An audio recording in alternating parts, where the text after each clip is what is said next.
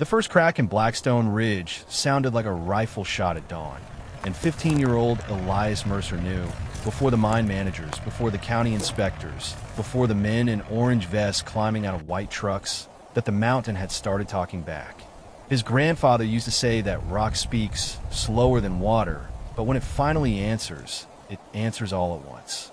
Elias had grown up on 200 stubborn acres in northern Wyoming, where the wind scraped the grass flat and the creek behind their ranch ran cold, even in July. He knew the slope lines, the sheep trails, the places where frost held longest, and the one dark shelf on the ridge where no animal stayed longer than it had to. That spring, the mule deer stopped bedding there. The creek carried gray silt after dry nights. Fence posts along the north line leaned half an inch downhill. Nobody in town noticed. Elias noticed everything. Then Titan Ridge Minerals bought 8,000 acres next to the Mercer's land and promised jobs, roads, and a processing plant that would transform the county. Their survey flags climbed the ridge in neat, confident rows. Their drilling maps looked clean. Their executives smiled like the mountain was already a line item in a report. Elias stood at the fence with his notebook in his hand and watched them mark the shelf where the old stone sounded hollow beneath your boots. He had heard that sound since he was 9. It meant water moving where water should not be moving. And before we go any further, tell me in the comments where you're watching from and share this story with someone who still believes the land warns people before disaster does. His grandmother, Nora Mercer, did not laugh when he told her. She was 68, silver-haired, straight-backed, with deep-set blue eyes, weathered skin, and the kind of calm that made other people lower their voices around her. She simply opened a cedar box and pulled out notebooks older than Elias himself. Rainfall dates, creek color, freeze lines, landslip notes, a record kept by 3 generations who had never needed a consultant to tell them what unstable ground looked like. One page from 1984 was underlined twice. North Shelf sounds empty after thaw, never cut below it. Elias copied the line into his own notebook and carried it to the fence the next afternoon. That was where he met Vanessa Crow, Titan Ridge's project director, all pressed khaki, white hard hat, polished boots, and city confidence that had never spent a winter on that ridge. Elias told her the shelf wasn't solid shale. He told her there was trapped water under it, and old broken stone beneath that. He told her if they blasted there, the whole slope would shift toward the creek. Vanessa thanked him the way adults thank children when they have already decided not to listen. One engineer tapped his tablet and said their scans showed stable density. Another smiled and said they had experts from Denver and Salt Lake on the project. Elias nodded once, because his grandfather had taught him that arguing with people who worship paperwork only makes them trust paper more. By Friday, the drilling started. By Monday, the blast began. And Blackstone Ridge, which had been quiet for decades, started answering every explosion with a deeper sound from inside. At first, nothing happened that made the company nervous. The access road held. The drill pad stayed level.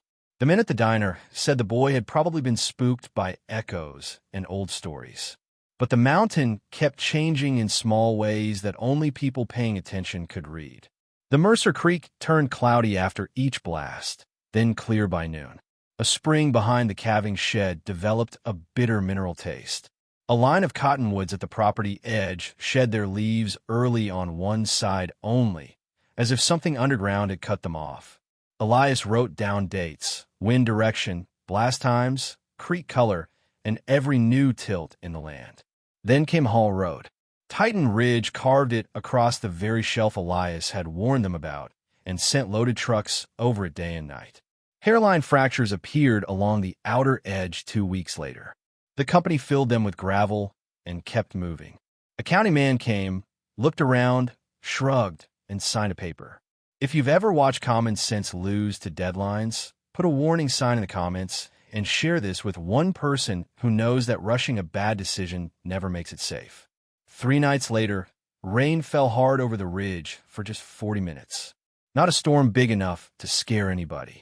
But when water reached the blasted rock, it found the old hollow places under the shelf. At sunrise, Elias climbed the north line and heard a new sound under his boots, water running inside the mountain where dry stone should have been. The collapse happened at 8:17 the next morning. The first truck made it across. The second didn't. Half the shelf dropped 6 feet in one violent motion, taking 40 yards of haul road, a loader, 2 light towers, and the truck's rear axle with it. The driver lived because he jumped before the cab rolled. The slurry pond liner tore open. Gray water burst downhill through broken rock and rushed straight toward the Mercer Creek. Sirens screamed across the ridge. Men ran. Radios crackled. And Elias, standing at the fence with his grandmother, watched the mountain fail exactly where he had pointed weeks before. Investigators came from the state that afternoon. This time nobody smiled politely.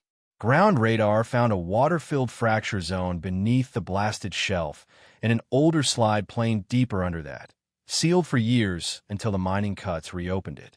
Nora laid 3 family notebooks on the folding table in the emergency trailer. Elias opened his own beside them. Dates matched. Creek changes matched. Early settlement signs matched.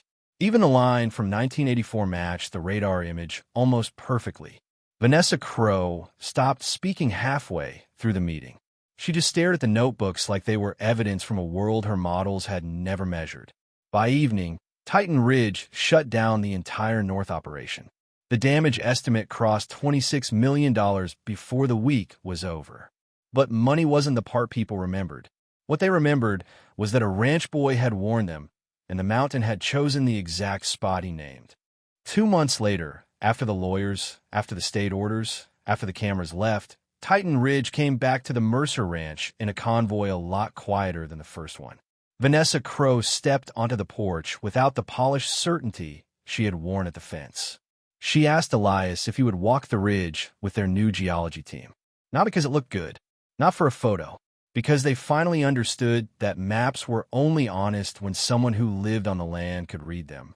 So Elias walked them across the slope, showing where frost lingered, where runoff split, where the deer cut around the hollow ground, where the ridge carried sound strangely after rain. This time, every person wrote it down. The mine never reopened on the North Shelf. Titan Ridge moved the processing site 300 yards east on a stable ground, funded a full creek restoration, and signed the broken slope into permanent conservation. In the county records, the fracture zone now carries a new name, Mercer Hollow. If this ending stayed with you, comment, listen first, and share this video so more people remember that wisdom does not always wear a suit. Some of it wears dusty boots, carries a cheap green notebook, and hears danger long before the world calls it real.